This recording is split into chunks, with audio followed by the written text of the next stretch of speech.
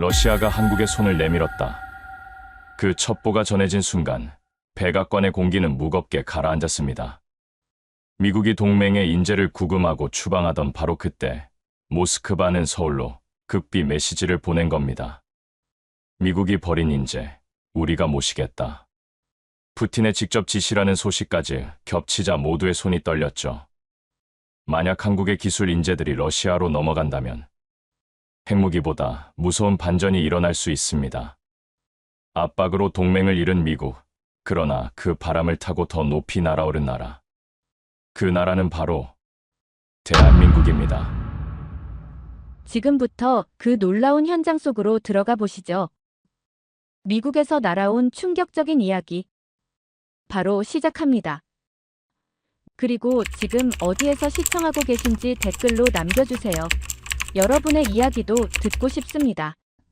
그 전에 잠깐 1초 만에 누를 수 있는 좋아요 버튼을 꾹 눌러주시면 영상 제작에 큰 힘이 됩니다. 그럼 바로 사연 시작하겠습니다. 1인당 10만 달러, 6년간 7억 납부, 이게 정말 동맹국에게 할 짓입니까? 저는 그날 오후 2시 브리핑룸에서 이 발표를 들었는데 순간 무언가가 무너지는 소리를 들었어요. 한국 기술자 수만 명이 미국에서 쫓겨나는 그림이 머릿속에 펼쳐졌습니다. 문제는 단순한 숫자가 아니었어요.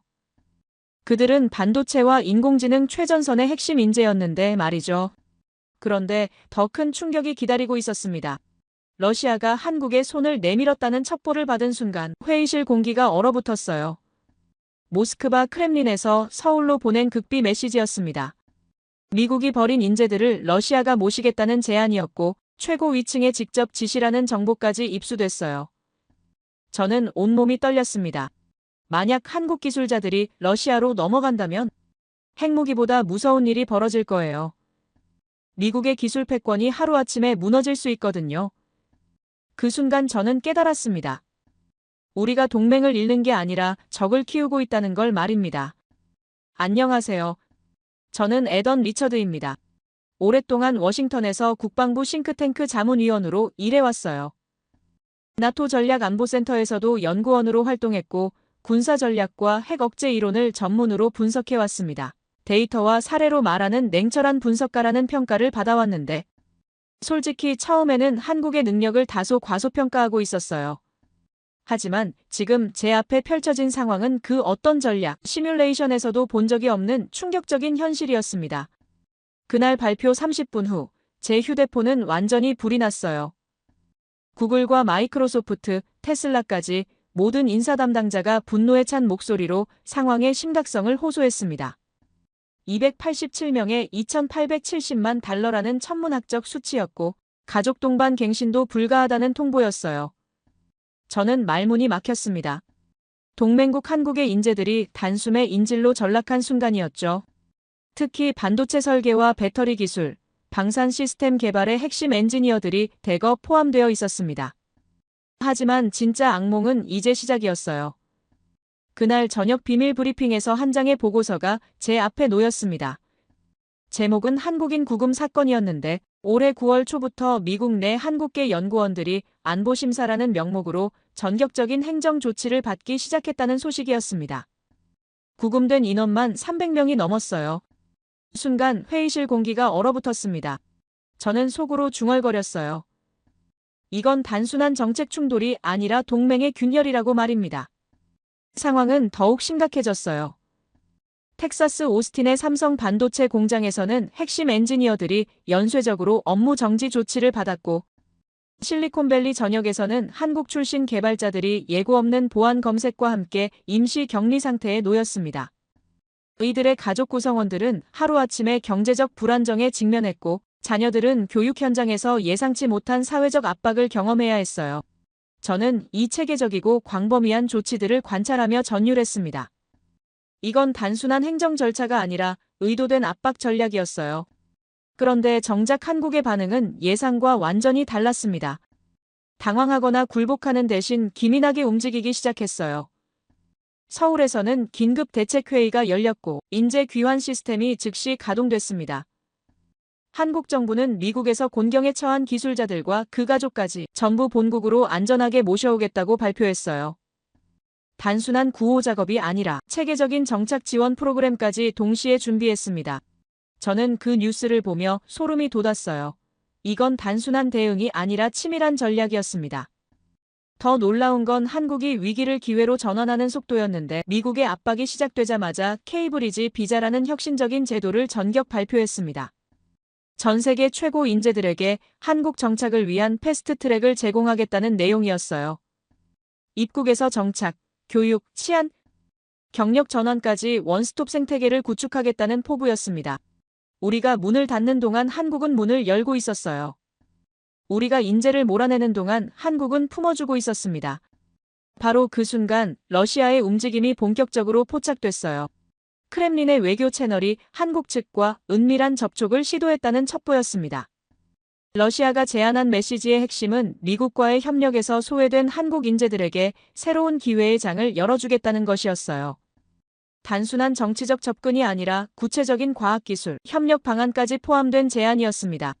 저는 머리를 감싸쥐었어요.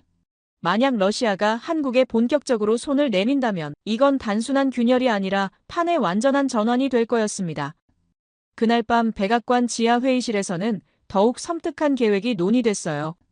앵커체인 프로젝트라는 작전명으로 한국계 고위직 전원을 추방하겠다는 강경책이었습니다. 표면적으로는 한국을 소중한 동맹이라고 언급하면서도 실제로는 경제적 압박을 통해 통제하겠다는 이중적 전략이었어요. 저는 직감했습니다. 이건 단순한 정책 조정이 아니라 체계적인 숙청 작전이었어요. 하지만 아이러니하게도 미국의 강압적 접근은 예상과 정반대의 결과를 낳고 있었습니다. 독일과 프랑스, 캐나다의 우수 인재들까지 한국행을 진지하게 검토하기 시작했다는 보고가 연달아 들어왔어요. 미국 내 빅테크 기업들은 집단적 이탈 조짐을 보였고 각 주정부 경제개발국은 비상경계령을 발령했습니다. 미국이 수십 년간 공들여 구축한 글로벌 인재 네트워크가 단 며칠 만에 균열을 보이기 시작한 거였어요.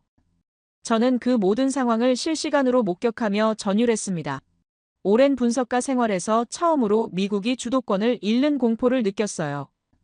한국은 더 이상 우리가 알던 작은 동맹이 아니었습니다. 세계 질서를 근본적으로 흔드는 새로운 변수였어요.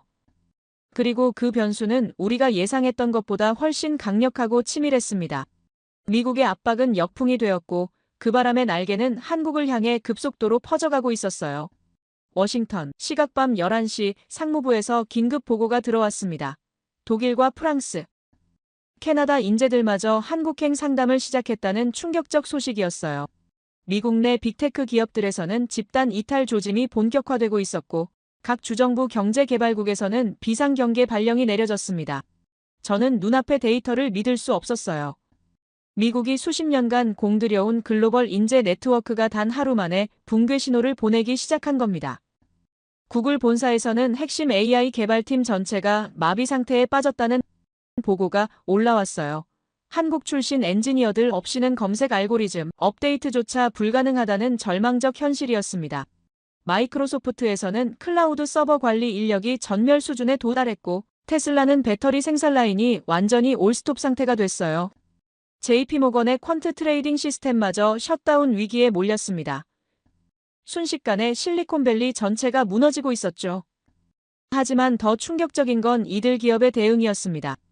구글 CEO는 긴급 이사회를 소집해서 한국 정부와 직접 협상 라인을 개설하겠다고 선언했어요.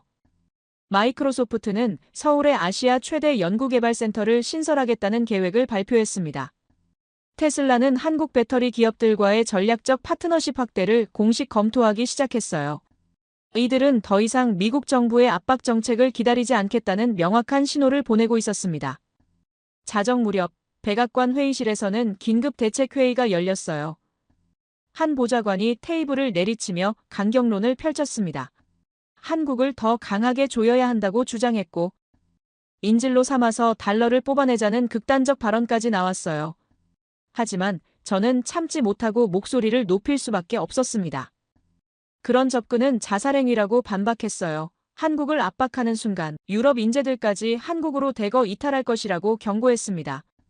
회의장은 싸늘한 침묵에 빠졌지만 강경파는 전혀 물러서지 않았어요.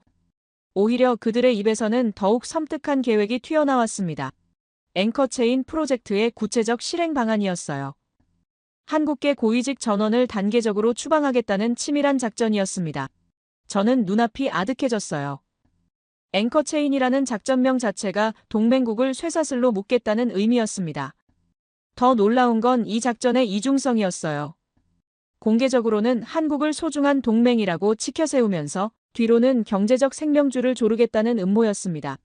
미디어용 성명서에는 한미 동맹의 중요성을 강조하는 수사로 가득했지만 실제 실행 계획은 한국 기술 인력의 완전한 격리와 추방을 목표로 하고 있었어요. 저는 직감했습니다.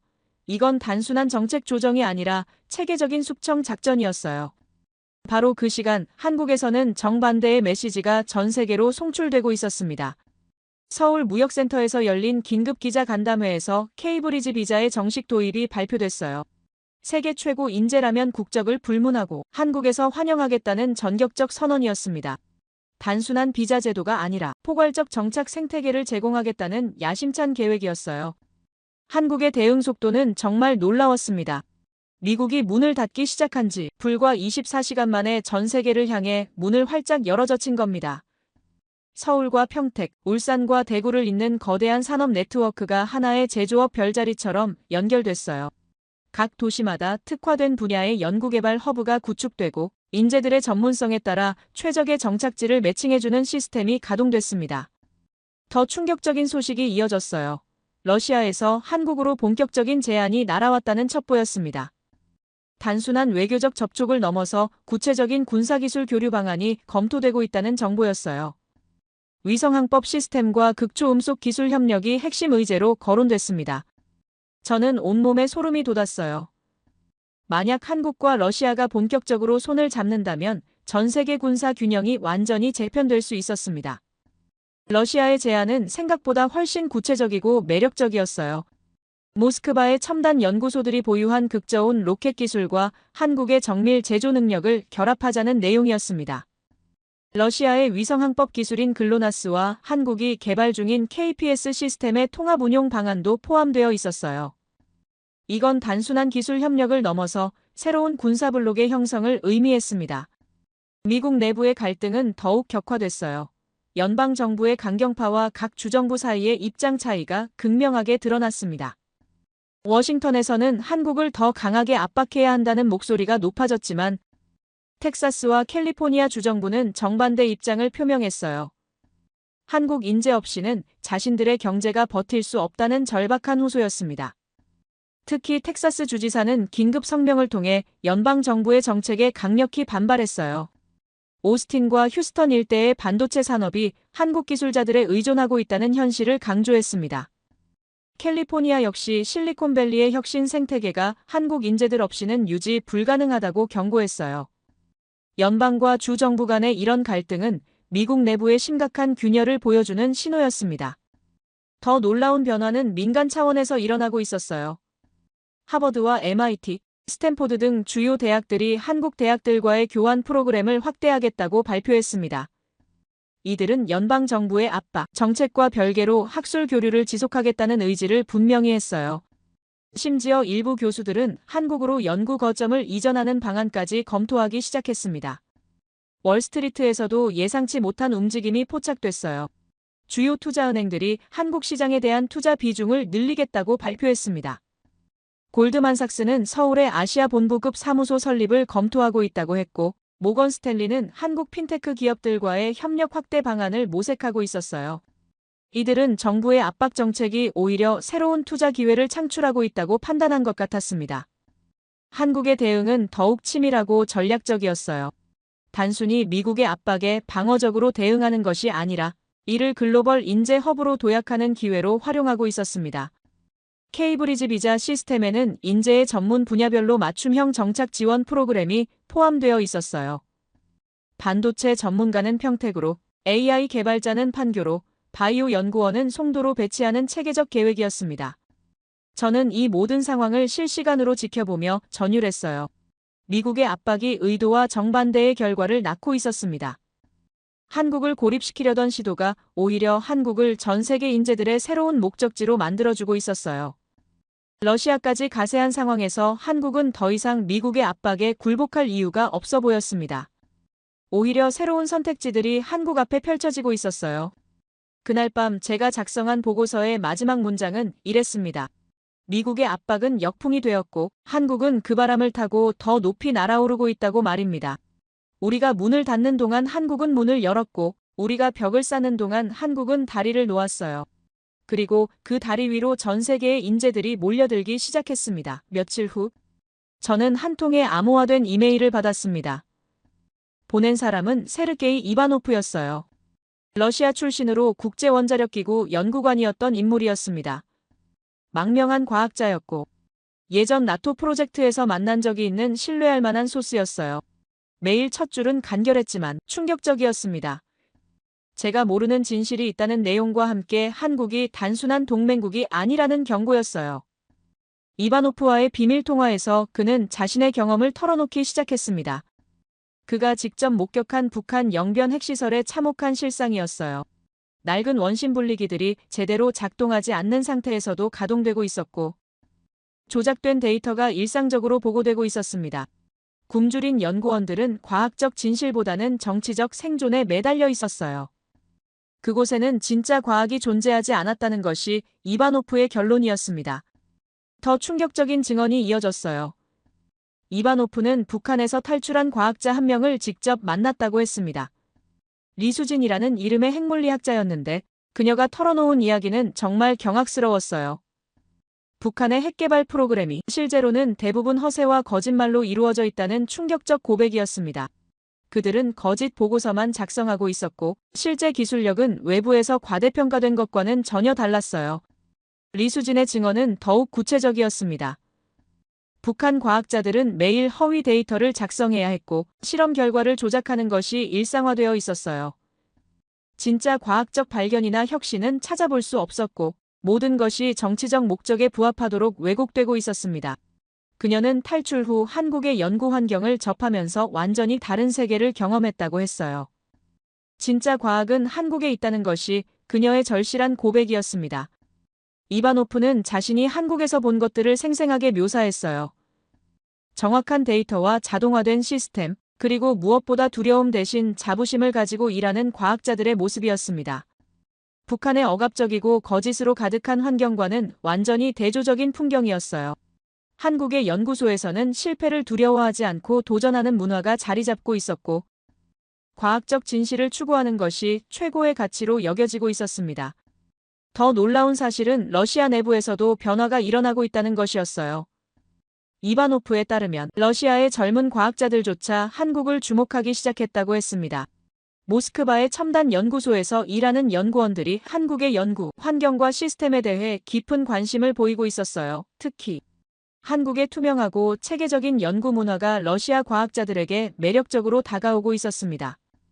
이바노프의 목소리는 떨리고 있었지만 동시에 확신에 차 있었어요.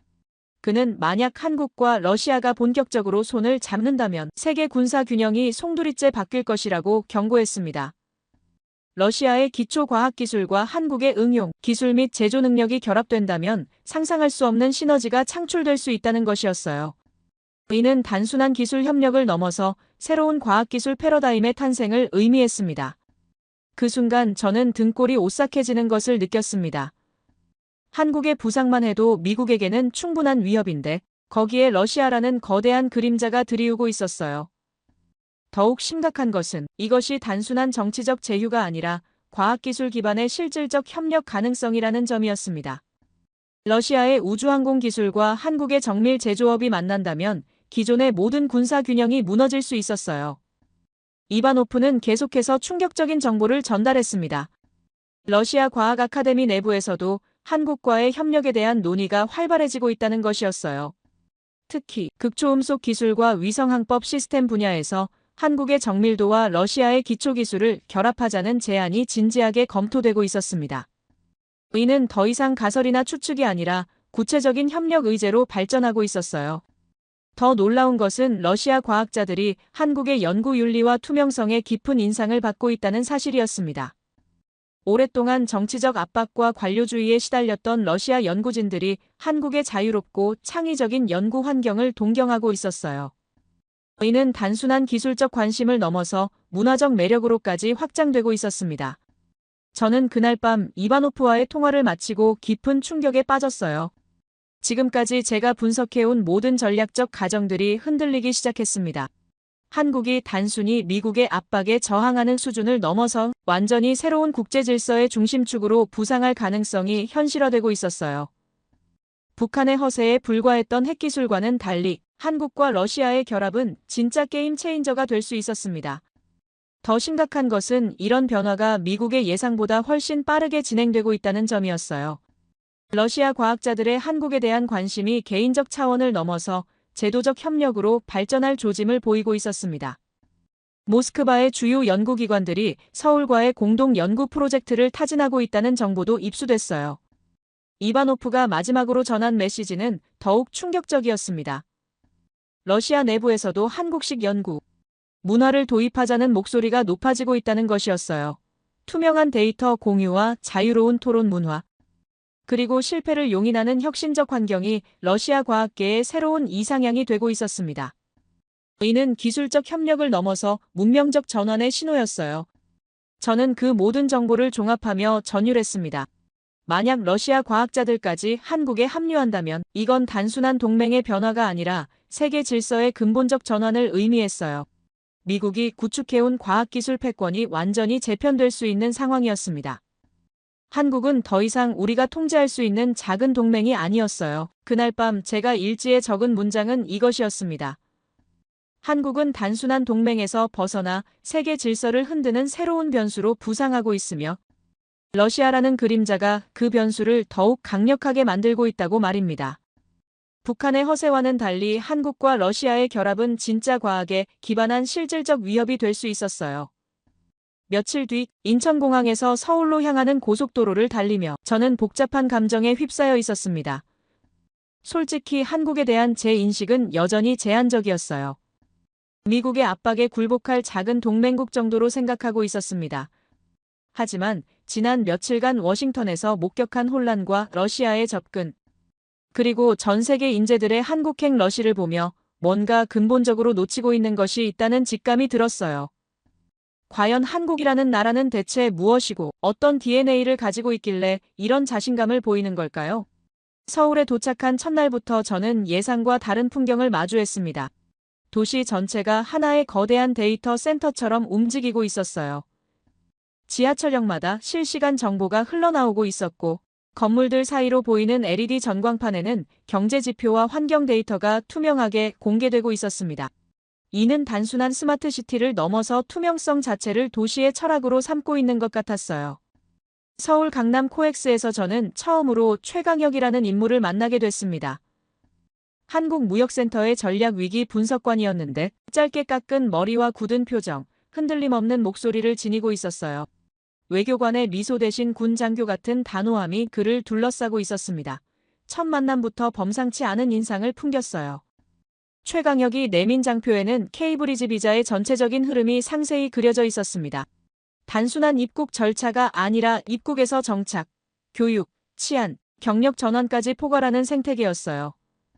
그는 한국이 인재를 고용하는 것이 아니라 정착 생태계 자체를 제공한다고 강조했습니다. 저는 그의 목소리에서 흔한 기업 컨설턴트의 톤이 아닌 작전 브리핑 같은 긴장감을 느꼈어요. 평택 반도체 클린룸 현장 시찰은 정말 놀라웠습니다. 마치 군대의 전술 진지처럼 정밀하게 돌아가고 있었어요. 모든 공정이 분 단위로 관리되고 있었고 온도와 습도는 물론 미세먼지 농도까지 실시간으로 모니터링되고 있었습니다. 작업자들의 움직임조차 최적화된 동선을 따라 이루어지고 있었어요. 이는 단순한 제조업을 넘어서 과학적 정밀성의 극치였습니다. 더 인상적인 것은 이곳에서 일하는 연구진들의 자부심이었어요. 한국 엔지니어들뿐만 아니라 최근 케이브리지 비자로 합류한 독일과 일본 출신 전문가들까지 모두가 같은 열정을 보이고 있었습니다. 그들은 단순히 임금을 받고 일하는 것이 아니라 무언가 더 큰 목표를 향해 나아가고 있다는 느낌을 받았어요. 판교의 퀀트랩은 또 다른 충격이었습니다.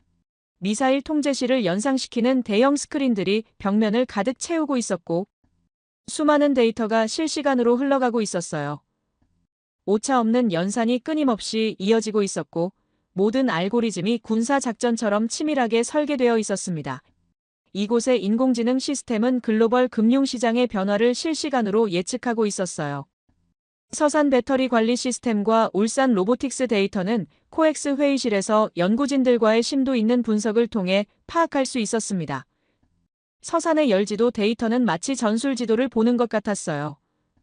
모든 배터리 세례 상태가 실시간으로 시각화되어 있었고 온도 분포와 전압 변화가 색깔로 표시되어 한눈에 파악할 수 있었습니다. 연구진들이 설명하는 기술적 세부 사항들은 정말 경이로웠어요. 울산 로보틱스 시설의 운영 데이터는 더욱 놀라웠습니다. 드론 편대 같은 정밀함으로 수백 대의 로봇들이 하나의 유기체처럼 협조하며 움직이고 있었어요. 야간 무인 점검 시스템이 완벽하게 작동하는 영상을 보면서 저는 소름이 돋았습니다. 각각의 로봇이 독립적으로 판단하면서도 전체 시스템과 완벽하게 동조하는 모습이었어요. 최강혁은 이 모든 시스템의 핵심 철학을 설명했습니다. 권한과 책임은 쌍으로 간다는 서울 표준의 원칙이었어요. 모든 데이터를 투명하게 공개함으로써 신뢰라는 압도적 우위를 확보한다는 전략이었습니다.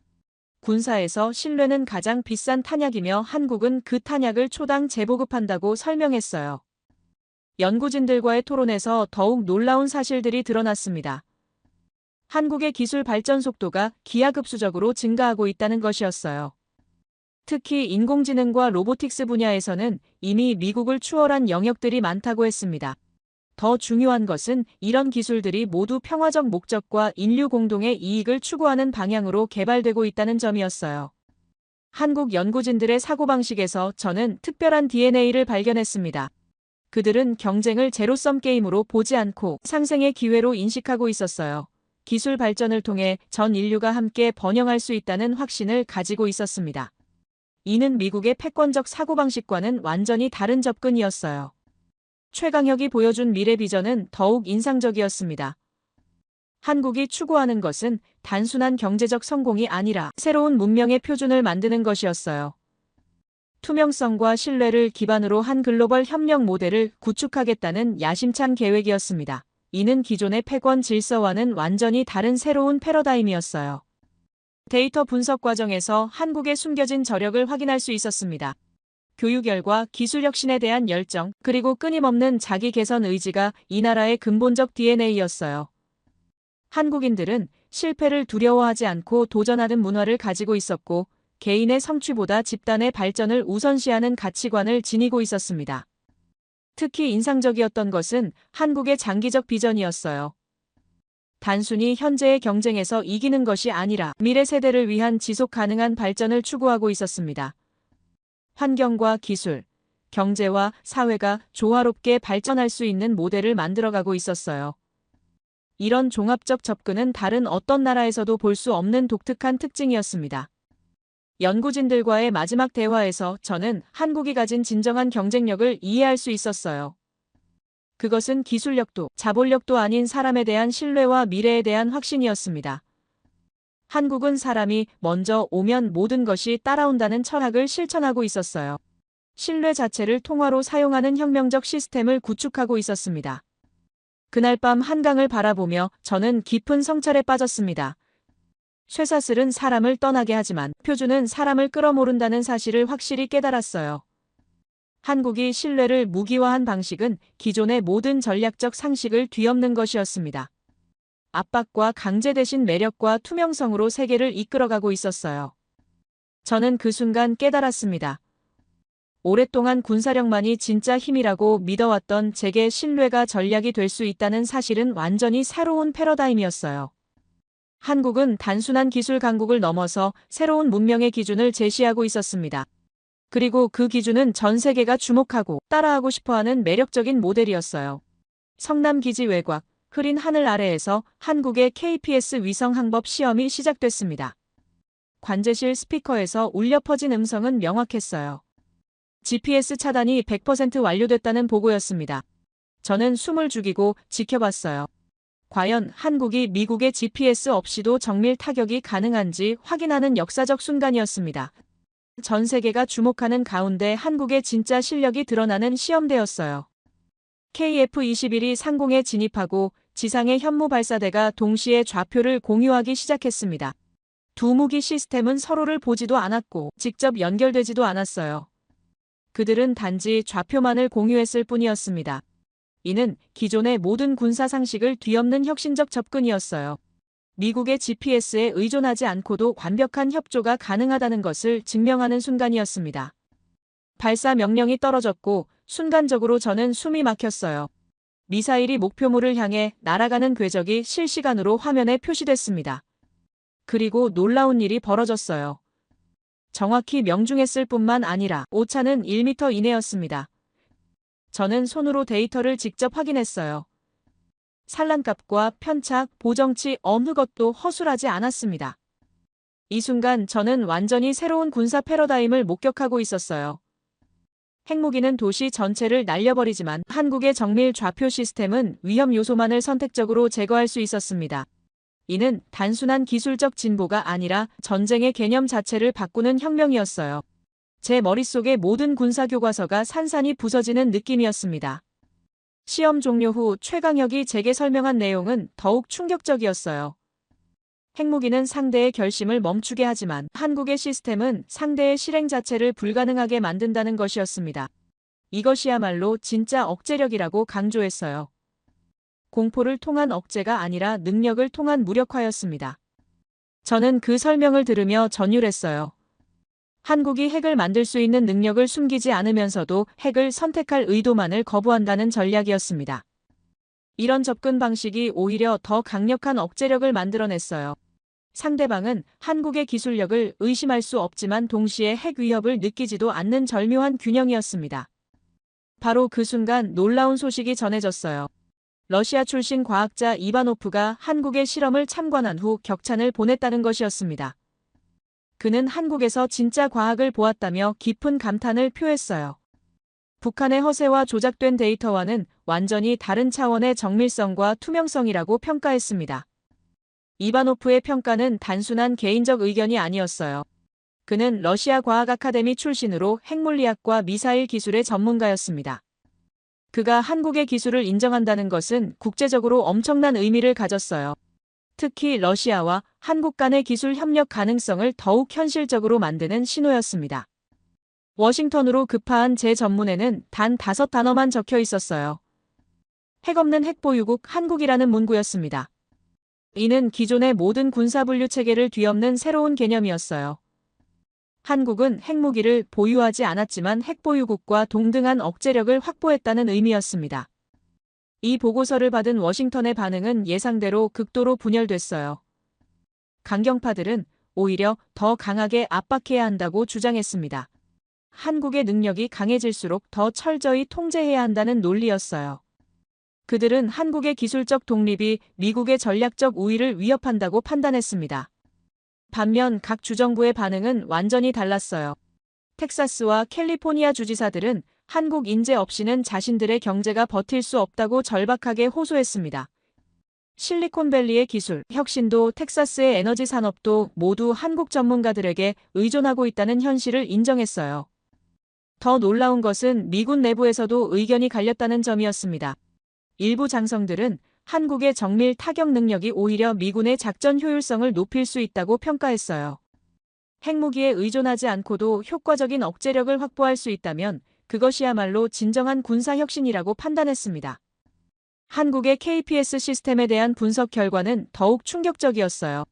이 시스템은 GPS보다 정확할 뿐만 아니라 외부 간섭에도 훨씬 강했습니다. 미국이 GPS 신호를 차단하거나 조작해도 한국은 독립적으로 작전을 수행할 수 있었어요. 이는 미국의 기술적 헤게모니에 대한 직접적 도전이었습니다. 더 심각한 문제는 다른 국가들의 반응이었어요. 유럽과 일본, 심지어 호주까지도 한국의 KPS 시스템에 관심을 보이기 시작했습니다. GPS에만 의존하는 것의 위험성을 깨달은 이들 국가들이 한국과의 기술 협력을 검토하고 있었어요. 미국의 기술적 독점이 서서히 무너지는 신호였습니다. 한국의 정밀 타격 시스템이 주는 전략적 의미는 엄청났어요. 이는 단순히 군사적 우위를 의미하는 것이 아니라 완전히 새로운 안보 패러다임의 등장을 알리는 신호였습니다. 대량 살상 무기에 의존하지 않고도 효과적인 억제력을 확보할 수 있다는 가능성을 보여줬어요. 특히 인상적이었던 것은 한국의 일관된 철학이었습니다. 강력한 군사력을 보유하면서도 평화적 목적만을 추구한다는 원칙을 고수하고 있었어요. 핵무기라는 궁극적 파괴 수단을 거부하면서도 정밀한 억제력으로 평화를 지키겠다는 의지였습니다. 이런 한국의 접근 방식은 국제사회에서도 큰 호응을 얻고 있었어요. 유엔과 각종 국제기구에서 한국의 핵없는 억제력 모델을 평화 유지의 새로운 기준으로 검토하기 시작했습니다. 이는 기존의 핵 억제 이론을 근본적으로 재검토해야 할 필요성을 제기했어요. 러시아 과학자들의 한국에 대한 관심도 더욱 구체화되고 있었습니다. 이바노프를 포함한 여러 연구자들이 한국의 투명하고 정밀한 기술 개발 과정에 깊은 인상을 받았어요. 그들은 한국과의 협력이 과학 발전에 새로운 전기를 마련할 수 있다고 판단했습니다. 제가 그날 워싱턴에 보낸 최종 보고서는 명확했어요. 한국은 더 이상 미국의 보호가 필요한 약소국이 아니라는 내용이었습니다. 오히려 독자적인 기술력과 억제력을 바탕으로 새로운 안보 질서를 만들어가고 있었어요. 핵없는 핵보유국이라는 전례 없는 지위를 확보한 것이었습니다. 이 모든 변화를 지켜보며 저는 깊은 충격에 빠졌어요. 한국이 보여준 기술적 혁신은 단순한 군사적 성취를 넘어서 전쟁과 평화에 대한 근본적 사고의 전환을 요구하고 있었습니다. 파괴가 아닌 정밀함으로, 공포가 아닌 능력으로 평화를 지키는 새로운 모델이었어요. 그날 밤 제가 일지에 적은 마지막 문장은 이것이었습니다. 한국은 핵무기 없이도 핵보유국보다 강력한 억제력을 만들어냈고, 이는 인류 역사상 가장 혁신적인 군사 철학의 승리라고 기록했어요. 미래의 안보는 더 이상 파괴력이 아니라 정밀력에 달려있다는 사실을 한국이 증명해 보인 것이었습니다. 워싱턴 산무부 조간 브리핑, 뭔가 심상찮은 분위기가 감돌고 있었습니다. 반도체 생산 지표가 지난달 대비 12% 하락했다는 보고였어요. 텍사스 오스틴 공장들의 가동률이 눈에 띄게 떨어지고 있었고, 캘리포니아 에너지 관련 업종에서도 비슷한 정체 현상이 나타나고 있었습니다. 처음에는 단순한 계절적 변동이라고 생각했어요. 하지만 데이터를 자세히 들여다보니 놀라운 공통점이 발견됐습니다. 문제가 발생한 모든 분야에 한국 전문가들이 핵심적으로 관여하고 있었다는 사실이었어요. 설마 한국 때문에 이런 일이 벌어지고 있는 건 아니겠죠? 저는 처음에는 믿을 수 없었습니다. 고작 몇천 명의 한국 기술자들이 미국 경제 전체를 흔들 수 있다는 게 말이 되나요? 하지만 데이터는 거짓말하지 않았어요. 한국인 기술자들이 업무를 정지당하거나 떠난 분야마다 생산성이 급격히 떨어지고 있었습니다. 이는 단순한 우연이 아니라 구조적 의존성을 보여주는 명확한 신호였어요. 더 놀라운 소식이 이어졌습니다. 삼성이 미국 내 투자 계획을 전면 재검토하겠다고 발표한 것이었어요. 공식적으로는 사업 환경 변화에 따른 정상적 검토라고 했지만 그 타이밍이 심상찮았습니다. 이어서 현대차와 기아가 조지아 확장 프로젝트를 일시 중단한다고 발표했어요. SK그룹마저 미국 사업 포트폴리오 재편을 검토한다는 성명을 냈습니다. 총 22개 한국 기업이 동시에 비슷한 발표를 내놓은 것은 우연이 아니었어요. 이들은 공동 성명을 통해 미국 내 투자 환경의 급격한 변화에 대응해야 한다고 밝혔습니다. 겉으로는 정중한 표현이었지만 실제로는 체계적인 투자 철수 신호였어요. 한국 기업들이 미국에 더 이상 의존하지 않겠다는 명확한 메시지였습니다. 미국 내 반응은 즉각적이었어요. 각 주정부 경제개발국에서는 비상 연락이 쏟아졌습니다. 텍사스 주지사는 긴급 성명을 통해 한국 기업들과의 협력 관계를 유지하겠다고 발표했어요. 조지아 주정부는 현대차 공장 확장을 위한 추가 인센티브 패키지를 제시했습니다. 하지만 이미 때는 늦어 보였어요. 반면 한국에서는 완전히 다른 풍경이 펼쳐지고 있었습니다. 서울 동대문 디자인 플라자의 대형 스크린에서는 실시간 경제 데이터가 투명하게 공개되고 있었어요. 투자 의향서 접수 현황부터 수주 잔고, 신규 고용 창출까지 모든 지표가 분 단위로 업데이트되고 있었습니다. 숫자가 오를 때마다 시민들의 환호보다 먼저 신뢰지수가 치솟았어요. 한국의 투명성 정책은 정말 혁신적이었습니다. 주요 기업들이 생산 공정의 실시간 데이터를 공개하기 시작한 것이었어요. 수율과 불량률, 납기 준수율까지 모든 것이 투명하게 드러나 있었습니다. 현장에서 마이크를 잡은 기업 CEO들은 숫자는 거짓말하지 않는다며 완전한 투명 경영을 약속했어요. 이런 투명성은 전 세계 기업들에게 새로운 기준을 제시했습니다. 유럽과 일본의 주요 기업들이 한국식 투명 경영 시스템 도입을 검토하기 시작했어요. 독일의 지멘스는 한국과 공동으로 투명 공급망 관리 시스템을 개발하겠다고 발표했습니다. 일본의 도요타 역시 한국의 실시간 품질 관리 시스템에 깊은 관심을 보였어요. 백악관 상황실에서는 강경파들이 더욱 극단적인 조치를 주장했습니다. 추가 관세 부과와 조달 제한, 한국 핵심 기술직에 대한 전면적 퇴출 조치를 즉시 시행하자고 압박했어요. 그들은 한국이 무릎을 꿇을 때까지 계속 밀어붙여야 한다고 주장했습니다. 하지만 이런 접근이 오히려 상황을 악화시키고 있다는 것을 깨닫지 못했어요. 저는 더 이상 참을 수 없어서 회의실에서 벌떡 일어나 강력히 반박했습니다. 사슬을 조일수록 사람들이 더 빨리 달아난다고 경고했어요. 표준과 신뢰로 사람들을 끌어당기는 한국의 전략과 정반대로 가고 있다고 지적했습니다. 미국이 여전히 20세기 방식에 머물러 있는 동안 한국은 이미 21세기 패러다임을 만들어가고 있다고 간주했어요. 한국의 대응은 더욱 치밀하고 전략적이었습니다. 미국의 압박을 기회로 활용해 글로벌 공급망의 투명성을 혁신하고 있었어요. 블록체인 기술과 인공지능을 결합한 실시간 공급망 추적 시스템을 전 세계에 공개했습니다. 원자재 조달부터 최종 제품 출하까지 모든 과정이 투명하게 공개되는 시스템이었어요. 이 시스템의 파급 효과는 엄청났습니다. 전 세계 제조업체들이 한국의 투명 공급망 시스템 도입을 요청하기 시작했어요. 독일의 BMW는 한국과 공동으로 투명 자동차 생산 라인을 구축하겠다고 발표했습니다. 프랑스의 에어버스 역시 한국의 실시간 품질 관리 기술에 깊은 관심을 보였어요. 더 놀라운 것은 소비자들의 반응이었습니다. 한국의 투명 시스템으로 생산된 제품들에 대한 신뢰도가 급격히 상승하기 시작했어요. 유럽과 동남아시아 소비자들은 한국 기준으로 제조된 제품을 우선적으로 선택하기 시작했습니다. 투명성이 새로운 품질 보증서 역할을 하게 된 것이었어요. 미국 기업들의 위기감은 더욱 심화됐습니다. 애플은 한국 없이는 아이폰 생산이 불가능하다고 내부적으로 인정했어요. 구글의 검색 알고리즘 최적화 작업도 한국 엔지니어들 없이는 제대로 진행되지 않았습니다. 테슬라의 배터리 관리 시스템 역시 한국 기술진의 부재로 심각한 차질을 빚고 있었어요. 반면 한국의 케이브리지 비자 시스템은 이런 상황에서 더욱 빛을 발했습니다. 미국에서 어려움을 겪고 있던 한국 전문가들뿐만 아니라 다른 국가 출신 인재들까지 한국으로 몰려들기 시작했어요. 독일의 자동차 엔지니어들과 일본의 로봇 전문가들이 한국의 투명하고 혁신적인 연구 환경의 매력을 느꼈습니다. 저는 이 모든 상황을 지켜보며 완전히 새로운 깨달음에 도달했어요. 미국이 힘으로 구속하려 할수록 사람들은 더 빨리 떠나갔습니다.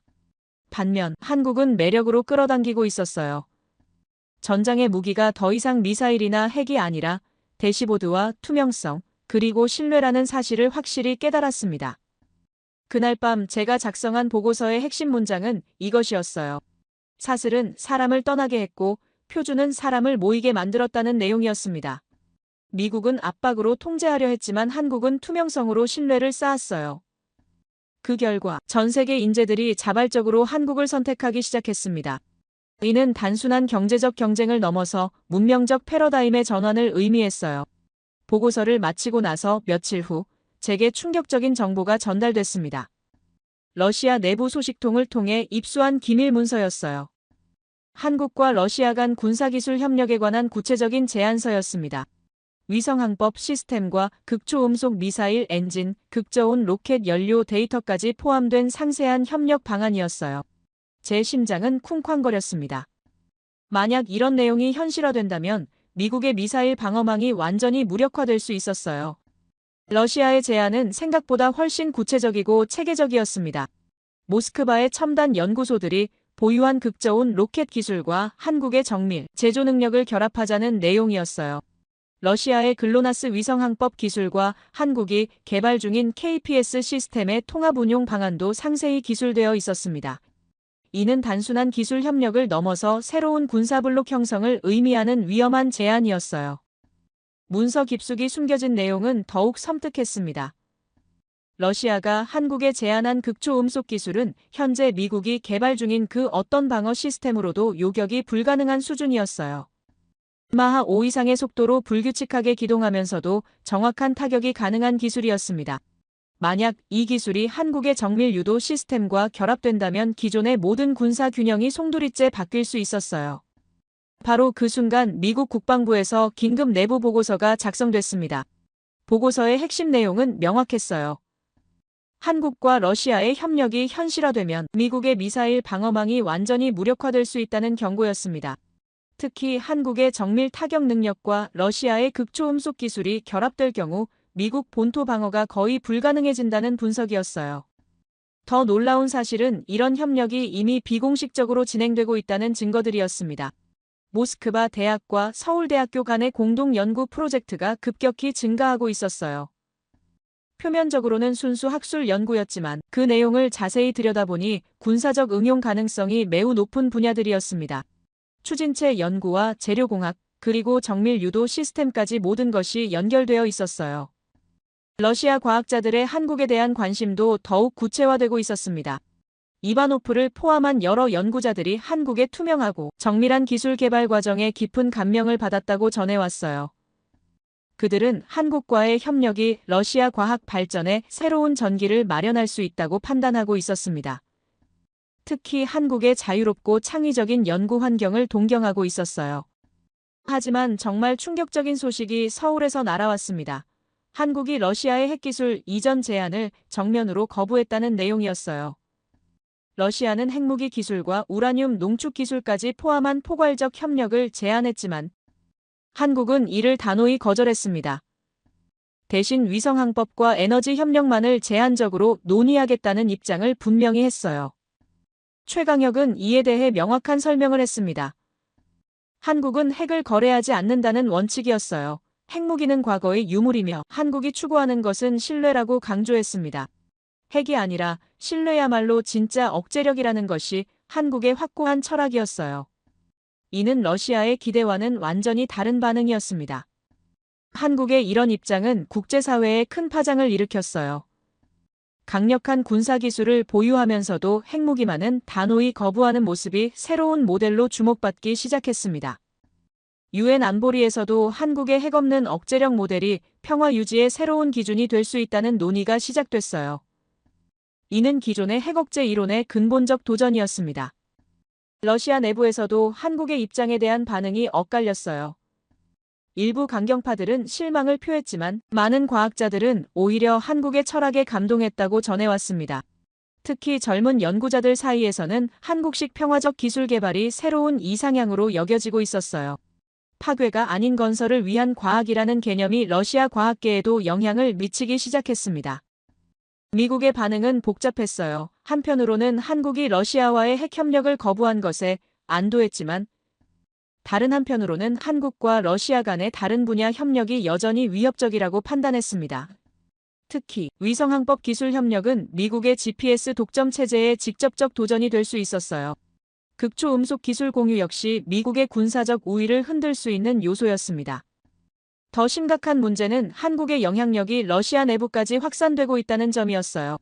러시아 과학자들이 한국의 투명하고 개방적인 연구 문화의 매력을 느끼기 시작했습니다.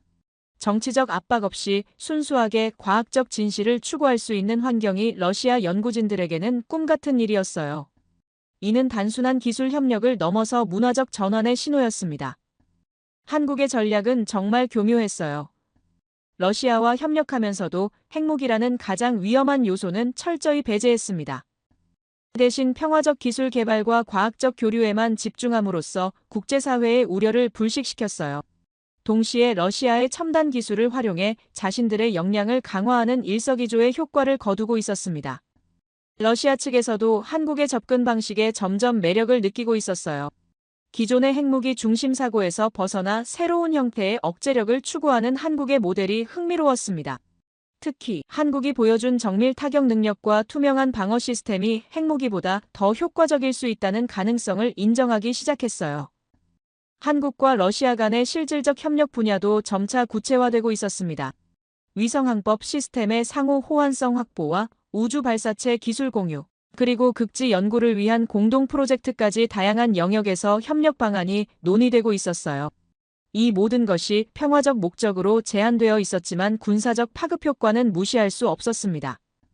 특히 주목할 만한 것은 한국과 러시아가 공동으로 개발하고 있는 새로운 국제 표준이었어요. 투명한 기술 개발과 평화적 활용을 보장하는 프레임워크였습니다. 이는 기존의 군사 동맹과는 완전히 다른 새로운 형태의 국제 협력 모델이었어요. 힘의 균형이 아닌 신뢰의 균형을 추구하는 혁신적 접근이었습니다. 저는 이 모든 변화를 목격하며 깊은 충격에 빠졌습니다. 러시아조차 한국을 통해 신뢰의 테이블에 앉고 있었어요. 핵이 아니라 표준으로, 불신이 아니라 신뢰로 협력하는 새로운 모델이 현실화되고 있었습니다.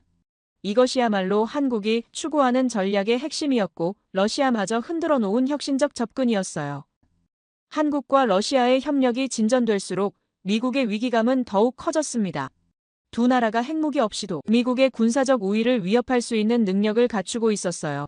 특히 한국의 정밀 기술과 러시아의 기초 과학이 결합된다면 예측 불가능한 변수가 될 수 있었습니다. 이는 미국이 가장 두려워하던 시나리오의 현실화였어요. 더욱 놀라운 것은 이런 협력이 다른 국가들에게도 영향을 미치기 시작했다는 점이었습니다. 중국과 인도, 브라질까지도 한국의 핵없는 억제력 모델에 관심을 보이기 시작했어요. 기존의 핵 중심 안보 패러다임이 근본적으로 흔들리고 있었습니다. 한국이 제시한 새로운 모델이 전 세계적 트렌드가 되어가고 있었어요. 그날 밤 제가 워싱턴 본부로 보낸 긴급 전문에는 이런 내용이 담겨 있었습니다. 러시아 변수는 위협이 아니라 증거였다는 분석이었어요. 한국이 세계 질서를 새로 짜고 있음을 보여주는 명확한 증거였습니다. 핵무기라는 구시대적 무기 대신 신뢰와 투명성이라는 새로운 무기로 무장한 한국이 러시아까지 변화시키고 있었어요. 최강혁의 마지막 메시지는 더욱 인상적이었습니다. 한국은 핵 대신 신뢰를 선택했고 그것이야말로 진짜 억제력이라는 확신에 찬 선언이었어요. 이는 단순한 정책 선택이 아니라 새로운 문명적 가치의 선언이었습니다. 파괴가 아닌 건설로, 공포가 아닌 매력으로 세계를 이끌어가겠다는 한국의 확고한 의지였어요. 저는 그 순간 깨달았습니다. 한국이 러시아와 맺는 협력은 단순한 양자 관계가 아니라 새로운 국제 질서의 출발점이라는 사실을 말입니다. 핵무기 중심의 기존 패러다임을 넘어서 신뢰와 투명성 기반의 새로운 질서가 태동하고 있었어요. 그리고 그 중심에는 한국이 우뚝 서 있었습니다. 또한 그 새로운 국제 질서의 실체를 목격하게 될 줄은 몰랐는데 워싱턴 제 사무실에서 한국발 긴급 뉴스를 받았을 때 저는 잠시 숨이 멎는 것을 느꼈어요. 서울 동대문 디자인 플라자에 설치된 거대한 대시보드에서 전 세계 기업들의 투자 계약이 실시간으로 카운트되고 있다는 소식이었습니다. 그리고 그 숫자들이 상상을 초월하는 규모로 치솟고 있었죠. 화면에 표시된 데이터는 정말 경이로웠습니다. 신규 투자 유치액이 412조 원을 돌파했고 글로벌 공급망 계약이 198조 원에 달했어요. 신규 고용 창출 효과까지 합산하면 91조 원이 추가됐습니다. 총합계는 701조 원이라는 천문학적 숫자였어요. 하지만 진짜 의미는 단순한 숫자가 아니었습니다. 모든 계약이 투명 대시보드를 통해 실시간으로 검증 가능하다는 사실이었어요. 전 세계가 동시에 숨을 삼켰습니다. 한국이 발표한 것은 단순한 경제적 성과가 아니라 완전히 새로운 비즈니스 모델의 승리였어요. 투명성과 신뢰를 바탕으로 한 경제 시스템이 기존의 모든 예측을 뛰어넘는 결과를 만들어낸 것이었습니다. 저는 그 순간 깨달았어요. 이것이야말로 한국이 추구해온 신뢰 경제의 완성체라는 사실을 말입니다. 현장에서 함성이 터져나왔지만 더 놀라운 것은 국제사회의 반응이었어요. 주요 해외 매체의 앵커는 분명하게 평가했습니다. 미국은 압박으로 동맹을 잃었고 한국은 신뢰로 세계를 얻었다고 말했어요. 독일 경제부 장관은 즉시 성명을 발표했습니다. 서울 표준을 글로벌 규범으로 제정하겠다는 선언이었어요. 유럽연합 전체가 한국의 투명 경영 시스템 도입을 공식 검토하기 시작했습니다. 프랑스와 이탈리아, 스페인까지 한국식 실시간 데이터 공개 시스템에 깊은 관심을 보였어요. 이는 단순한 경제 협력을 넘어서 새로운 문명 표준의 확산을 의미했습니다.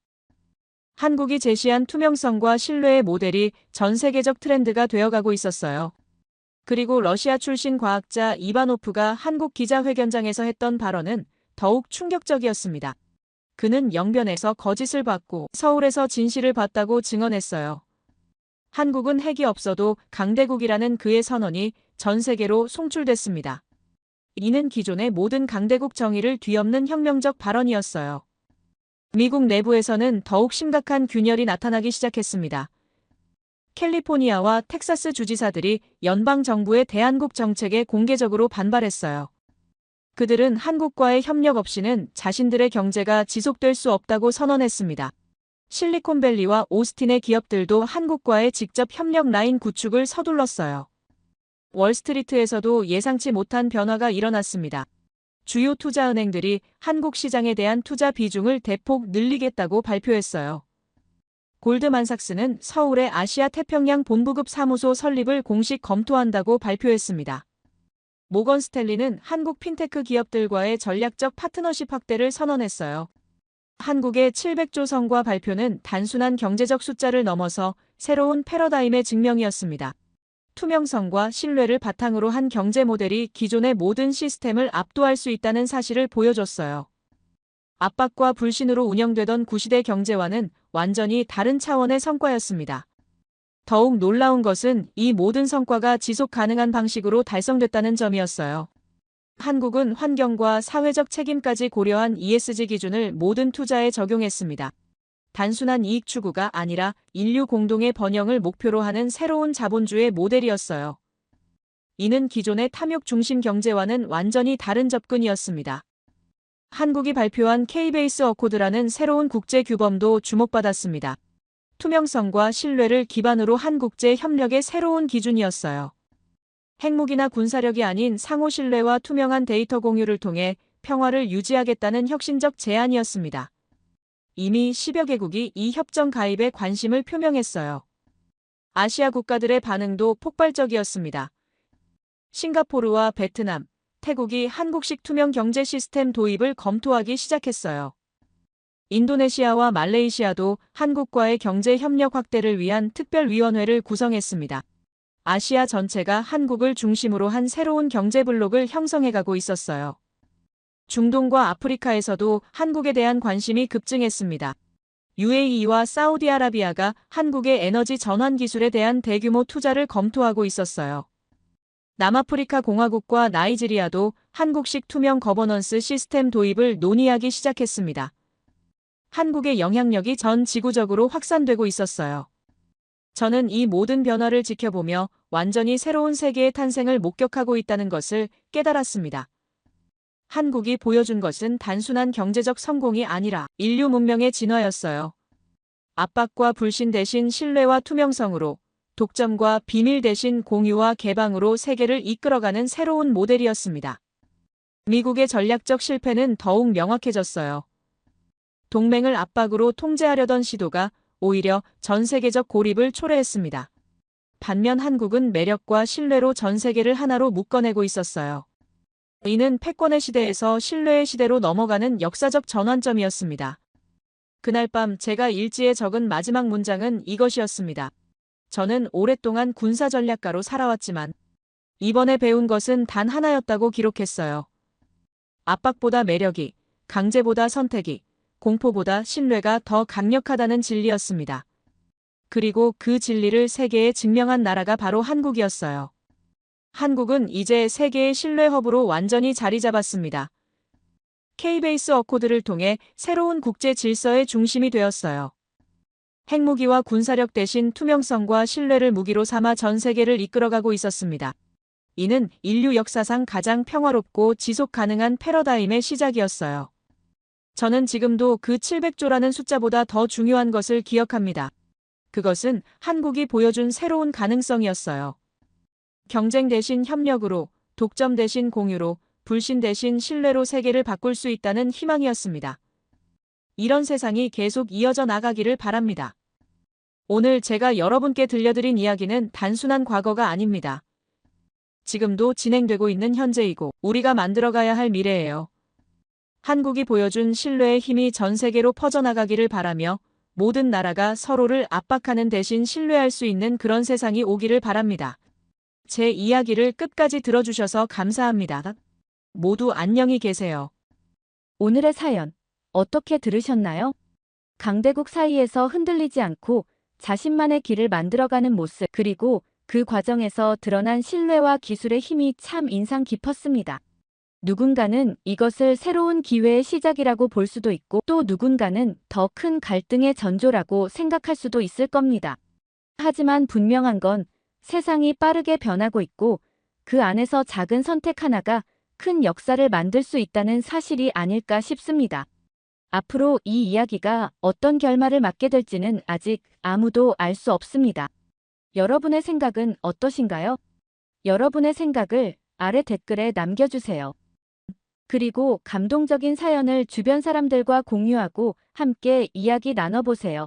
마지막으로 1초밖에 걸리지 않는 구독과 좋아요, 알림 설정은 영상 제작에 큰 힘이 됩니다. 지금까지 감동을 담아 여러분께 진심을 전하는 감동담기였습니다. 오늘 하루도 행복한 하루 보내세요.